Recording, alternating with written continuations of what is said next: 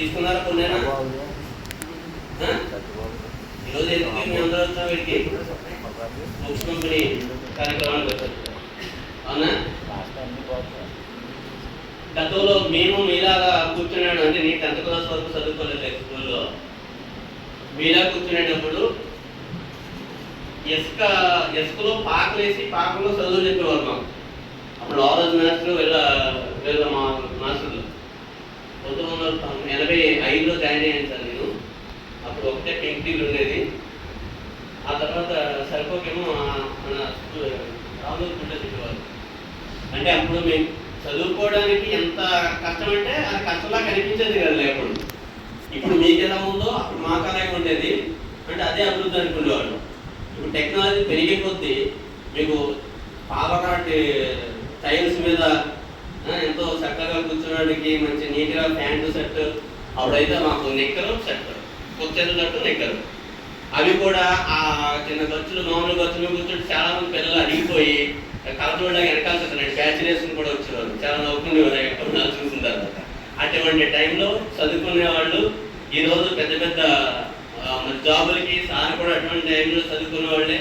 అలాంటి వాడు ఈ రోజంతా మన రాష్ట్రాన్ని దేశాన్ని నడిపిస్తూ ఉన్నారు. ఇప్పుడు అంటే రేపటి పౌరులు మీరు, అంటే ఈ టెక్నాలజీ పెరిగింది. అప్పుడంటే అంతా కూడా ప్రతిదీ కూడా మీకు తెలుసు, పూర్వం అంటే మీకు తెలిసి ఉండకపోవచ్చు, పూర్వం అంతా మట్టి కుండల్లో నీళ్లు పెట్టుకోవడం, మట్టి కుండలోనే అన్ని ఏంటంటారు లక్ష్మీసారు అని చెప్పేసి ఇలా వేసుకోవడం, అన్ని చిన్న చిన్నవి ఎంతసేపు కాల్చుకుని లక్ష్మీసారు వేసుకుని సింపుల్గా తినేసి వెళ్ళడం, తినడానికి కూడా ఉండే పరిస్థితి కాదు. అటువంటి టైంలో తల్లిదండ్రులు ఎంతో కష్టపడి పిల్లలంటే వాళ్ళకి పనే ముఖ్యం, అయినా సరే ఏదో సాధిస్తారు అని ఆశతో వాళ్ళు అలా తిని మనల్ని స్కూల్కి పంపించే రోజులు. ఆ కష్టాలు చెప్పుకోవాలంటే కలాట నేను తిరుగుతాయి. అప్పుడు మా చిన్నప్పుడు మా పెద్దల పడ్డ కష్టాలు అయితే అటువంటి కష్టాలు మనం చదివించారు. ఈరోజు మీకు అన్ని మొత్తం అంతా కంప్యూటర్ కాలం వచ్చేసింది.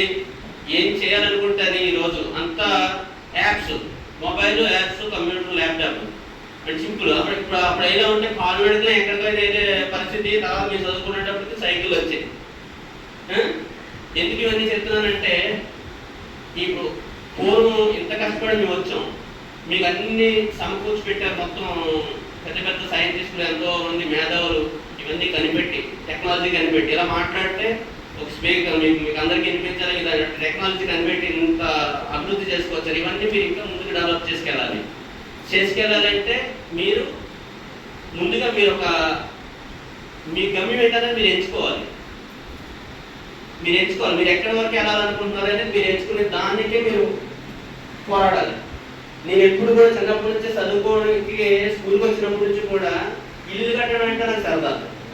నేను అప్పుడు కూడా చిన్నప్పుడు అంటే నేను తోటలో చిన్న చిన్న చెట్లు రొక్కలు అన్నయ్య కొట్టుకెళ్ళి పాటలు వేసి నలుగురు పిల్లల్ని మోసేసి సరదాగా అన్నింటికి బియ్యం అయి తెచ్చి పాలు తెచ్చుకుని పర్వాలు వండుకొని సరదాగా భోజనం పెట్టుకుని ఇలాంటి కార్యక్రమం చేసుకునేవాడు. చిన్నప్పుడు ఎలా ఉండేది అంటే ఎంతవరకు చదువుకోలేదు ఇంకా చిన్నప్పుడే.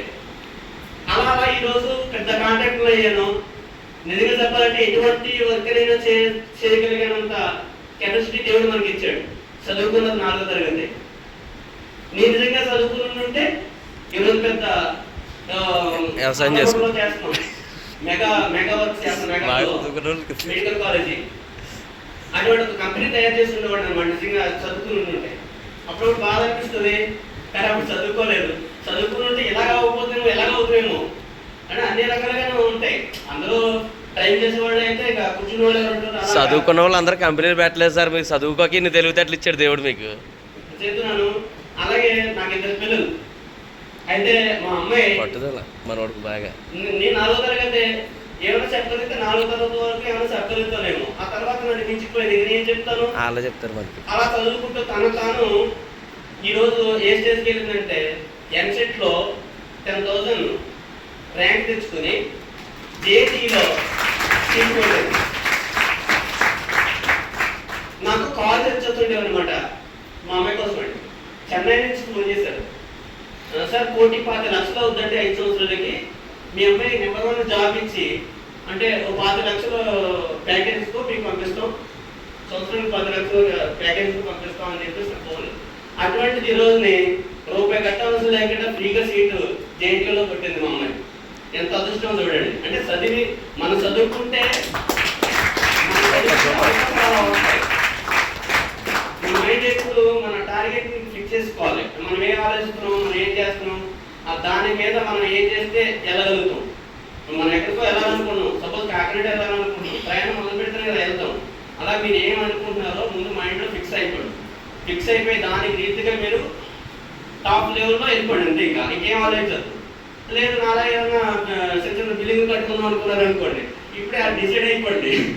మనకి ఎంతవరకు సివిల్ ఇంజనీరింగ్ ఆ సైడ్ వెళ్ళాలనుకుంటారా, వెళ్ళిపోండి. ఎందుకంటే నేను నాలా మీరు బాధపడకూడదు. ఎందుకంటే అటువంటి ఆలోచన ఉందనుకోండి, సివిల్ సైడ్ వెళ్ళిపోయారు సింపుల్గా ఆర్కిటెక్చర్లో కూడా చేసుకోవచ్చు. ఇప్పుడు ఈవేళ నేను ఒక డిజైన్ చేసుకోవాలంటే ఎవరినో బతుకోవాలి. అది ఇప్పుడు ఉన్న టెక్నాలజీలో మీరు అనుకున్నారు అనుకోండి, మీ ఇంట్లో కూర్చొని మీరే డిజైన్ చేసుకుని మీరే కన్సల్ట్ చేసుకోవచ్చు. అన్ని అవకాశాలు ఉన్నాయి కాబట్టి ఈరోజు ఈ బుక్స్ మీ అభివృద్ధికి పునాది లాంటివి కాబట్టి బుక్ తీసుకోండి, శ్రద్ధగా చదువుకోండి, అందరూ ఆలోచించండి. ఎవరు ఏదైనా చేద్దాం అనుకుంటున్నారో దానికి రీతిగా మీరు పరిగెట్టండి.